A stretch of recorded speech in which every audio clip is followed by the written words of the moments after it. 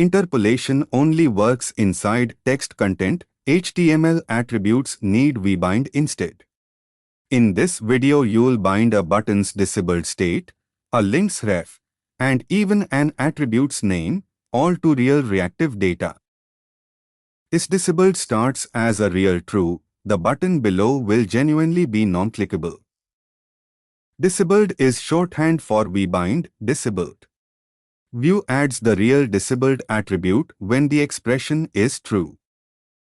The ref is bound to a real ref, so changing linkUrl in script would genuinely update where the link points.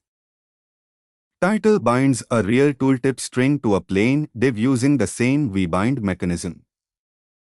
Square brackets bind the attribute name itself, not just its value, a genuinely dynamic attribute. A hard-coded attribute is frozen the moment you write it. A bound attribute stays in sync with real data, and Vue even lets the attribute's own name be dynamic when you need that flexibility. vbind, shorthand happy smiley, binds any HTML attribute's value to a JavaScript expression.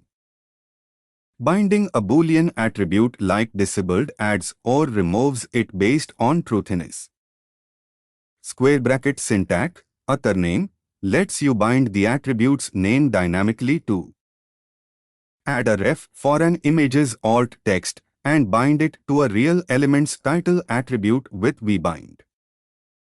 Next, showing and hiding elements entirely with conditional rendering.